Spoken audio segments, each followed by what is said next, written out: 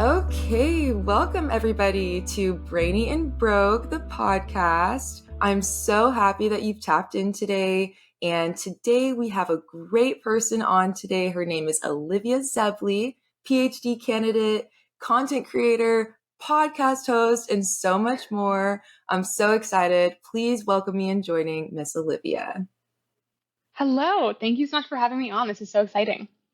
I am so happy that you're here. I am just elated. I feel like I've followed you on social media for so long and I love your content. It's just, you keep it so real. Like, I love it.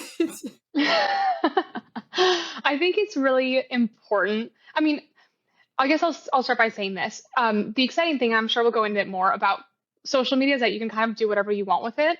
But for me, it was both easier and important to kind of showcase just what I actually do. For one, I'm sure you know this being a student, there's not a whole lot of time to curate, this kind of other life for social media, right? Like we're busy, we're studying, we're working, we have extracurriculars. So it's so much easier to just kind of say, okay, you know what? Like I'm not going to have a cute pastry and a coffee in the coffee shop every single morning, and that's okay. So maybe I'll talk Yeah. about my lab work or the classes that I'm taking. But I think the flip side is that I found that people really enjoy seeing it because there's so many students all over the place. And a lot of people can kind of resonate with that. So I appreciate that you appreciate that. Oh my gosh, of course. And what I love too is that you have like all aspects of your life, like being a wife and your dog, so cute. You're like a dog mom, right? He's I'm obsessed with, like, anyone who has seen me interact with him in person might actually have concerns for my well-being. I'm absolutely obsessed with him. Rigatoni is like the love of my life. He's actually probably sitting outside this store right now. So can't wait to Oh see him after we're done. Oh my gosh, Rigatoni, that is such a cute name. Oh, I love that. I'm sure that has to be so nice too. Like, I'm sure doing your PhD can get a tad bit stressful at times. And I know you've even shared that on your platform as well, like experiments not going exactly the way you want them and taking weeks. You have to have a lot of resilience. And I'm sure like having Rigatoni just to be there and like smiling and happy has to be so nice. Oh, totally. Because Rigatoni does not know and does not care if my grad school life is going well or not. He is completely, you know, aside from that. So it is kind of nice that there is I'm not a person, gosh, there is a loved one in my life that is totally not in tune with any of that. That's so good. I love that. So, Olivia, I'm sure for the people who haven't seen your content, they're probably interested in what you're doing and where you're at in your PhD, and also how you got there. Just a little bit about your story, if you could share with us. Yeah, so I started my PhD in biochemistry and technically molecular biophysics, but I do very little biophysics at the University of Chicago in the fall of 2020. So obviously that year sparks a lot of feelings for a lot of people. So it wasn't the greatest year to start grad school or really to do anything, honestly. But I actually went straight from undergrad, and I think that was kind of a saving grace because I didn't have to think about jobs or reality because grad school just kind of started and took over. But I did my undergrad at Northwestern, also studying biochemistry. I actually did a minor in Slavic languages as well, but as most minors, you don't really use it. But it was just kind of nice to study something outside of science for a little bit, Yeah. and then went straight to grad school. I was a pre-med at first, but then I kind of found that as I was taking my intro level classes, so the chemistry, biochemistry, organic chemist, all the chemistries, essentially, I really found that I actually really liked the content a lot and was less intrigued in the application of the content, right? So I loved learning the reactions or why different proteins interact in certain ways. So that's kind of what drove me to do a PhD rather than to go to medical school in the end. And now I'm in a lab that studies tRNA modifications. So I'm in my fourth year. And I guess to kind of briefly, 30-second version of what I'm studying, I'm looking at a particular tRNA modification that comes from the gut microbiome. So all of my work is very basic science based, but it is kind of fun because it kind of will hopefully eventually be relevant in kind of understanding something that actually happens in real humans which to me is still exciting and important. I love science that actually makes an impact down the road. I think that's really where, it's the most meaningful to me. No, that is. And that's the amazing thing about like science in general is I have such an appreciation for people doing their PhD because your work will be so meaningful. Like all of the work, it will contribute to science in your own specific way, and you're the expert on that. That's what I think is so Thank like you. appreciative of your field. I am just so curious. How are you finding the time to create your content on top of doing all your experiments and amazingness in the medical like science field? Well, thank you. I appreciate that. And I guess I'll start with a disclaimer. Sometimes I don't have time.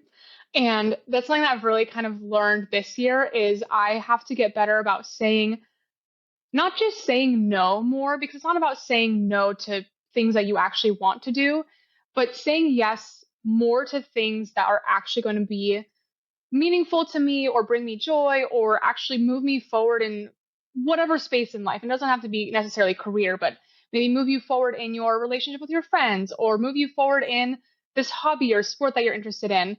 And maybe saying no to things that might kind of be like a thing that you accomplish, but in the long run, it's not actually going to mean anything. So that's something I'm trying to get better about this year. Because I definitely am, I'm a yes woman. I say, like, if you give me a task or if you offer me an opportunity to give my time somewhere, I'll probably say Mhm. yes and I'll do it with enthusiasm. But as you can imagine, that, causes some problems when you have a million and one things on your plate. Yeah. Um, that being said, I think for me, content is such a creative outlet. And in science, there is creativity in the sense that you're problem solving, you're designing experiments, you're thinking creatively about science, but Hmm. it's not creative in the sense of, total free will and total free thinking. So, growing up, I was an art kid. I was an art nerd. I was never a sports Oh, kid. no Didn't way. touch a single bat and ball in my life. But I loved painting. I loved ceramics. I loved all those sorts of things. So Hmm. content is kind of my version. It's like the 21st century version of that. For someone who doesn't have time to sit at a pottery wheel, a couple times a week Yeah. anymore. So it's fun to kind of think abstract, like really truly abstractly, where my creative thinking for science is kind of different because it's still very analytical and very procedural, where content is not. It's literally whatever you want it to be. No, that is so true. I'm so happy you found that like and honestly the best part about it is that and I know that you're pretty transparent about having this creative outlet and also like having some earnings from amazing brands that you work with. I think that is so awesome that like you can harness this creative outlet but also like help kind of offset the financial burden that I'm sure like I think I've seen you talk about it before, like that we all experience in just being in the graduate space. Like it can get pretty hard. So, I mean, you working with these brands and getting to like offset that is really impressive and awesome. And like, can you share a little bit more about like how it is offsetting the financial toughness? Yeah, absolutely. So the interesting thing about PhDs, at least in the United States, I know other countries do things differently, is that schools kind of determine your stipend. Because I will say the nice thing about a PhD is that you're not taking out loans to pay for the degree, you're actually Yeah. getting a stipend from the school. So, on the one hand, you are making money and you aren't ending the degree negative. Um, but you're at the mercy of the school actually giving you the right amount of money. So being at the University of Chicago, honestly, relative to people on the coast, unfortunately, things are not that bad. I could not do content, I could do nothing else, and I could put food on the table, right? Like I would have a Yeah. roof over my head, I would have Mhm. food on the table, and I would have a little bit left over to do a few fun things here and there. But it would definitely require some pretty stringent budgeting. Whereas on the coastal schools, the cost of living can be really high in places like Boston or Berkeley, California, where there's amazing schools, but unfortunately, their stipends aren't scaled to the extent of the scale of the cost of living. So Mhm. you have to be a little bit more creative. You have to finesse a little bit more to kind of be comfortable as a graduate student in those spaces. And, oftentimes that just means having more roommates because, you'll save on rent, not eating out as much, blah, blah, blah. So Mhm. the way I kind of see content or any extra money I make doing anything else, is that it allows me to have what feels like a real life when I kind of look at friends that I graduated college with who, went into corporate or went into other, just real jobs, essentially, like not graduate school, anything but grad school. Their ability to kind of have what, again, a seemingly nice lifestyle, um, is tied to the fact that they have a salary, and like a actual salary, not a stipend, or not, for medical students or law students or any other type of student, actually negative money per year. Yeah. Um, so it's, for me, kind of, it has given me and my husband as well, obviously, kind of freedom to do things that we didn't expect we would do in graduate school. So we were able to go to Europe last summer. Um, we actually just got back from London a few days ago, and those are things that, it isn't necessary for life. Like, you can survive without them, but I think it's really impacted my kind of, uh, my mindset around graduate school, because I don't feel like I'm a struggling PhD student. I've been able to kind of alleviate that, mental burden that can kind of come with feeling like you're, living month to month and not being able to do anything that you want to do. So that's kind of a nice Yeah. part of it. That was a really long-winded answer, but um, yeah. No, not at all. I love it. I really that's the goal of this podcast right there, is just really like trying to be someone, like have yourself that you can kind of cultivate still. Like you said, this is like your inner child basically. Like you've had the creative work that you've done in the past, like art and all sorts of pottery you were saying, like now you get to harness this and continue having that joy while being in such a demanding space. I mean, I just call it demanding because it really is. Like in any type of career that we're in these like brainy spaces, medical, law, we're all pretty much either in the lab like you or head down in the books In the books. studying. Yes, in the books. And I'm sure for you too, like in the literature, just really trying to study and do all sorts of things. So having that creative outlet is so inspiring. And like for me, I know, and I think for a lot of people too, from what I've gathered online, is that it's pretty difficult to gather the confidence to post.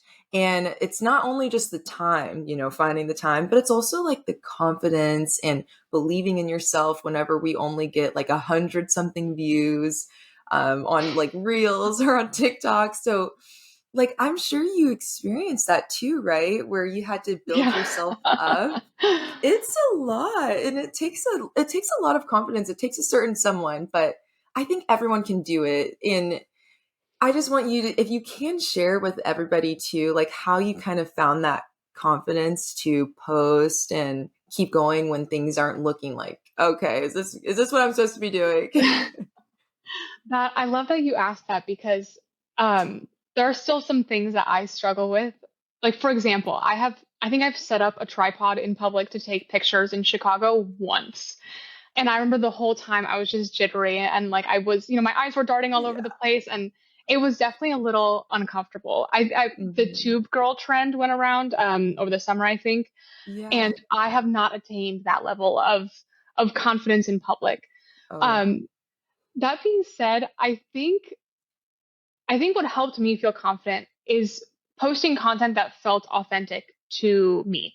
So when I created a video, if I liked it and if I felt like it reflected who I am in real life, then anyone who didn't like the piece of content, first of all, if they were drawing a conclusion on me based on a short piece of content, that's their problem. And I kind of Yeah. have, I think, through, we can maybe talk about, I don't even know if this is something that you wanted to talk about. I competed in pageants a couple of years ago, and I Oh think pageantry really helps you build a thick skin for random internet strangers. And I think it kind of just takes a little bit of practice, honestly. Like reading a comment and saying, you know what, it is not my job, it is not my responsibility to make this person feel better or make this person feel a certain way about what they're seeing. And the reality is you can't talk people out of that mindset of, like, if someone's going onto social media with the mindset that if they're going to see something they don't like, or if they see something that they think is embarrassing or this or that, and they're going to leave a comment about it, nothing you say back is going to change that kind of attitude and um, that negative mindset towards what they're viewing.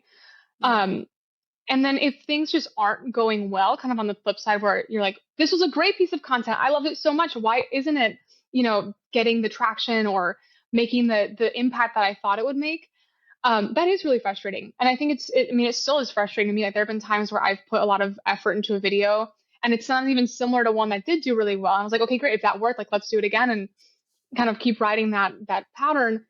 And it doesn't work. I'm like, wait, what?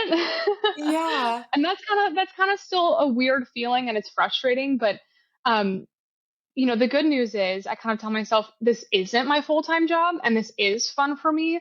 And the moment that I start beating myself up about things not going right or not getting enough views or enough likes or this or that, the moment I start worrying about that and treating it like a full-time job, the harder it's going to be. So I have a lot of respect for Yes. for content creators who do it full time because I can imagine, the constant worrying about your metrics and worrying about your analytics and all that stuff. So it is kind of nice that it is a hobby and I want to keep it that way. And I think that's a good thing to keep in mind is if it isn't your job, don't make it your job.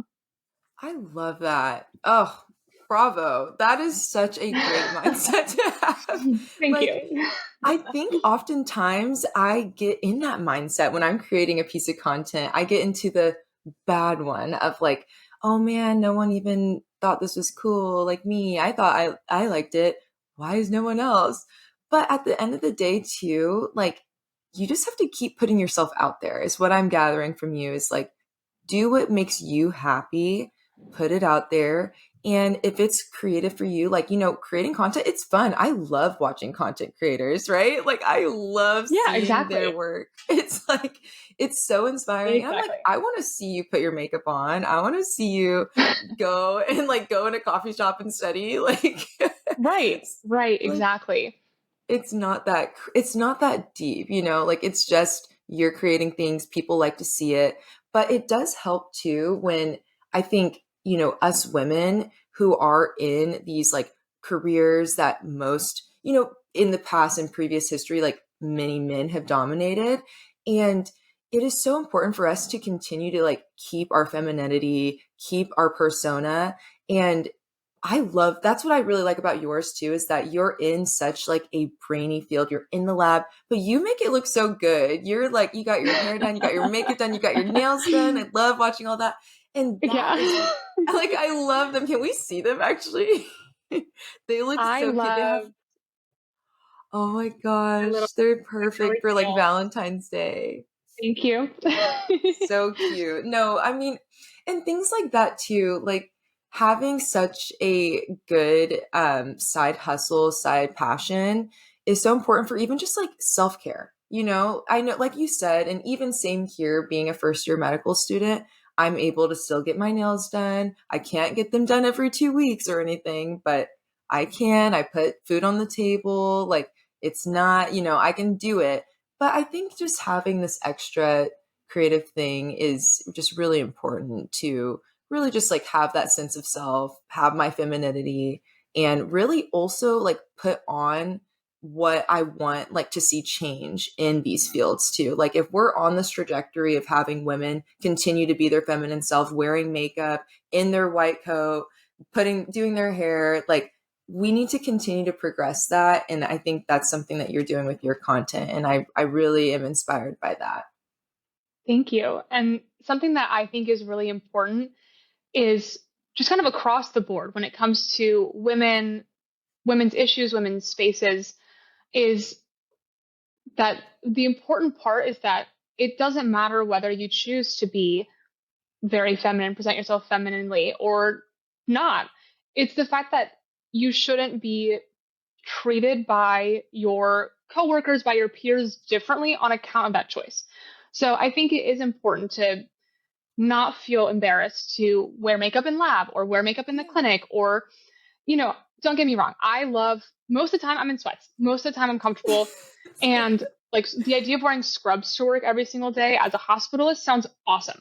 It So like one does. day when I'm working corporate, I will definitely miss how comfortably I dressed a lot of the time as a grad student.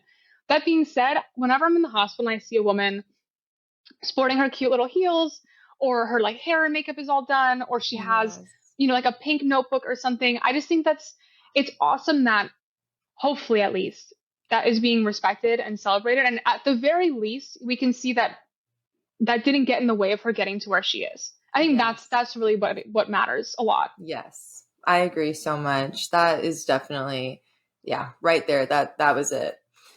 So, to get into a little bit of a different topic, so you and your husband, you guys met as lab partners, correct? And Yeah. then got married. Can you please share that love story? It is so special.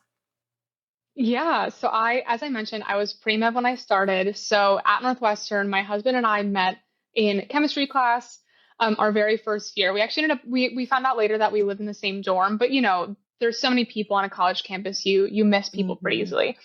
But we were study buddies. We were best friends. And when I say Oh. friends, I really do mean like we could have gotten friendship bracelets, right? Like we were I homies. love We were any like the most platonic friends for 3 and some change years. And I mean, Drew is brilliant, my husband. He's actually a medical student like you, in between his third and fourth year, taking a gap year to do some research. So he's incredibly smart. He's incredibly bright. He was a great person to study with. He's a I wonderful bet. person, obviously. And then I actually ended up making the first move our senior year, and he will not let me live that down. But turns out he, I guess, was our friendship really was incredible, and it was such a good friendship that he was afraid that by overstepping those boundaries, it might, ruin a friendship, which does happen. So, um, fine. Luckily, I was less risk averse, and here we are a little bit later. Yeah. We got married at the end of our second year of grad school. So he started med school in 2020. I started my PhD in 2020, and we finished our second years and got married that summer. And I couldn't recommend it more. Like if you have your person, it was so worth it doing it, as a grad student. I don't think it Yeah. made the experience any harder or any better. It just is, like life, there's always life happening around you. But when you can, do something really exciting and special for yourself and you kind of find that spot where you're like, this is the person, that's great. See, that is so special. I love that. That's what I was wondering too, is like as a grad student, like did it make it any different? But you're saying no. It was just part of our lives. We wanted to do it, and that is so cute. I know you guys are lab partners and you have like a podcast that you host together. Such a power couple. Yeah, we do. It's kind of fun actually to be on the other side of an interview for I a change. bet. But it was actually, so this was Drew's idea. We kind of realized that a lot of people, and I'm sure you'll experience this too, and especially once you become a physician, a lot of people come to science folks for very random opinions or fact checks about things that I have no authority to speak on. And this is especially true if you're in the medical kind of healthcare space. Hmm. um, you'll get calls from aunts and uncles once you're a doctor about the random backaches or tummy aches and things like that. Yeah. So you're like, this is happening to us now, but we know nothing about a lot of this science, but there's a lot of science that people are interested in understanding better. So we kind of created the Science and Society podcast to talk about things like caffeine or mental health, things that work because of science or exist because of science or are explained through science, but to talk about it in a way that someone who isn't in grad school or isn't a biology major can understand. So it was actually really fun to, interview people from around the world. We had interviews that took place with people in um, England, in the rest of Oh Europe, I think even wow. Australia at one point. And this all kind of was happening around 2020 when everyone all of a sudden got really Yeah. good at using Zoom. So it's kind of a perfect time, and it's been really fun to learn from those people. Oh my goodness. And when did you both start that? This would have been May of 2020. So, Oh my at goodness. this point, we were kind of like, okay, this pandemic is not going anywhere. We're graduating soon. We're losing our minds, Yeah. as most people were.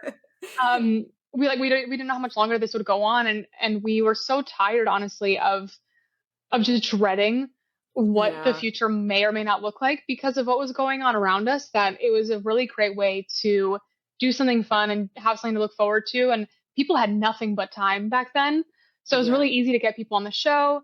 It's been a little bit harder now that academics are back in full swing, Hmm. but it's still really fun to do. We do an annual season, so we'll probably start recording in a few months.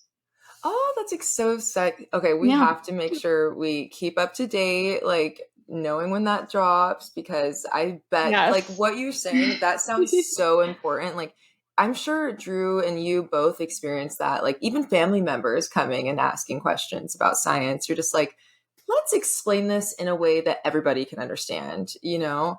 And I know you mentioned too Yeah. that both your parents are from Poland and that your mom is a nurse. So she is in medicine, or she's in medicine as well. So I Yeah. know for my family though, like no one is in medicine. We're all just very like, I think I also am considered first generation too. I know that's something that you are too. And I find that very impressive as well, that you come from a family from Poland and that you're first generation. That's really awesome. I'm so grateful for it. And I'm really close to my family. My parents were there's definitely a stereotype around foreign parents. They're from Eastern Europe, so I'm sure as I say that you kind of have like a picture in your head of what they look like and sound like and kind of how they handle things. And some things are, they're very Eastern European, and we're a very Eastern European family, and we have, Hmm. traditions and things like that are very Eastern European. But Yeah. they never kind of align with that stereotype of like beating me over the head to make sure I did well in school or did this and that. And they kind of just let me be my own person and find my own path through all this. So I'm really grateful that despite kind of the standard experience, or maybe not the standard, but perhaps the stereotypical experience of a first Yeah. generation student, I got the good part without a whole lot of the bad part, but it undoubtedly changes kind of how you navigate these spaces and how you navigate higher education. And a lot of times, honestly, I didn't even realize that my experience was different than a lot of my peers until I was actually in the middle of it. And I was like, oh, like my parents didn't do that, or like my parents did it this way. Yeah. Like I filled out my own FAFSA form. You know what I mean? Like Yeah. little things like that. It's like I survived. Like I was fine. Like Yeah. they clearly, like I guess I filled it out right. Yep. But they're like, wait, what? Like your dad didn't do that? I was like, no, I didn't want to bother him. No, But I'm sure if I had same. just asked, so it was kind of funny, like little things like that. I was like, oh, I had no idea that that's the norm. Or even like Yeah. explaining sororities and fraternities to my parents because I'm the oldest of my siblings. It's like, what is this? So Yeah. And it's I bet, definitely a difference. oh my gosh, no, that I know that feeling so much of filling out the FAFSA. Like just she was my mom. I grew up with a single mom and she was working two different jobs, always busy and definitely did not have time for FAFSA. And I I mean, was like, I'm talk about like a superwoman, right? Like that's amazing. I'm sure that oh yeah. experience was difficult, but instilled in you a lot of incredible qualities and like an appreciation for how hard that must have been. Yeah, and it So she's was. so proud of you now, I'm sure. Look, like, oh, that's amazing. And same for your parents as well. Like, and allowing them to, they allowed you to kind of do whatever you want, take your own path. And same with my mom too. Like growing up with a single mother, it is in that same way too. Like we grew up financially not the best, but I always knew that my mom would just allow me to do whatever I wanted. She was like, "You just go for the gold." And in whatever field and whatever space that is, Jordan, you will be able to do it. And I feel like that's such a powerful thing for parents to do is to just allow their kids to be. And I'm happy Yeah. that you had that experience too. I know it was not, ideal conditions, at least growing up with a single mother, but it did instill a lot of resilience in me, which we need in these graduate spaces, right? It's just so much delayed It will serve gratification. you well. Yeah. Yes. Definitely. And I know for you too, you said that you may have about 2 years left in your PhD. So, what's after that, you think? Oh man, like the ever pressing question of a graduate Yeah. student, right, is what's gonna happen next. So I mean, the good news is I kind of have an answer. And I kind of had the same approach when I was applying for undergrad and for grad schools, kind of keeping my options open and kind of being mentally flexible just to avoid disappointment. So I don't know if that's a proactive approach or like a pessimistic approach. I guess it kind of depends. It's like glass half empty, glass half full, however you look at it. But I actually really enjoy the business side of science. So I've had a couple different opportunities as a graduate student to work with venture capital firms, for example, that invest in biotech. or just kind of be around people who are really interested in this kind of stuff. I was never a finance girl. I didn't study economics or anything. Yeah. But it turns out that it's a really great way to still use your understanding of science, because obviously when you decide whether or not to invest in a company that's developing like a new cancer therapeutic, for example, you have to actually be able to understand the science that they're doing. So Hmm. that's a really fun avenue for, actually any sort of higher level science degree. Hmm. MDs are in that space too, obviously a little bit less often than PhDs, but that's a really fun way to kind of keep your science, sharpened. And then on the flip side, kind of a more generalist space, like in a consulting role. And I know that that sounds um, really broad, and there's a lot of funny content actually about how vague the world of consulting is, and no one really knows what they do. And um, I think what's exciting to me about that is I love thinking quickly. I love keeping myself occupied with different tasks all the time. I think this is why content is so Hmm. fun for me, because you know it's it's not a 5-year PhD. It's like a 5-minute video and then it's edited in an hour and like on to the next one. So I love that kind of quick work pace, and just working in different industries. So I love science. I Yeah. will always love science. But again, kind of coming back to this multifaceted interest and kind of being able to appeal to those, I think it'd be kind of fun to take a step back from this tunnel of science and see what else is out there, and then kind of make the next step afterwards. But we'll Yeah. see. No, that's exciting. It's like you'll be at the forefront of these new technologies, perhaps, and be able to explain their process and their research on how it actually is going to hurt, how it's actually going to work and be a therapeutic for people. That's really exciting, Olivia. I really like that. And I really It's think really too, cool. no, It's a I cool bet. space that I didn't know existed when I started grad school. You know what I mean? Like you don't really think about where drugs come from. They just, especially like when you're younger, Yeah. you don't need to think about it. Why would you? So it's actually a really Yeah. interesting industry. No, I think you would do great in that, especially like and it sounds crazy, but it's like this creative outlet that you're doing, the content creation, the podcasting, it's going to just not only help, but it's going to keep progressing you. I feel like it's really going to, continue to make your brand. People will know you. I know you. You're part of my repertoire of my TikToks that I watch in my free time. Thank But you. it is definitely something I think that's going to help communication, confidence, business, because you're working with many brands. Like it's just going to keep progressing you. And I think that's so important for people to realize too. It can be a creative outlet, but it can be professional development as well. And I think that you're really showcasing that with the brands that you work with, which is really awesome and so inspiring. But I Thank know you. we're getting close to our end time, and I really want to thank you so much, Olivia, for sharing your words of wisdom on content creation, being a PhD candidate, and I can't wait to just follow your next podcast episode that's coming out. Thank you. Oh my gosh, I can't believe that time flew so quickly. It was so great to chat with you. Yeah, it did. I know. I feel like I just know you a little bit better now. And even through your content, I feel like you just really are very transparent. And so it's just nice, I think, for people to really see you and know your story too. That makes me so happy to hear. That's really the goal. So I appreciate you saying that. Of course. And thank you, everybody, too, for tuning in to Brainy and Broke. It was so lovely to speak with Olivia today. I hope that you gained some great insight on how you can create content creation and also really work with brands and how that's going to help you in your brainy field. So, thank you, everybody, for tuning in, and we'll see you next time. Bye.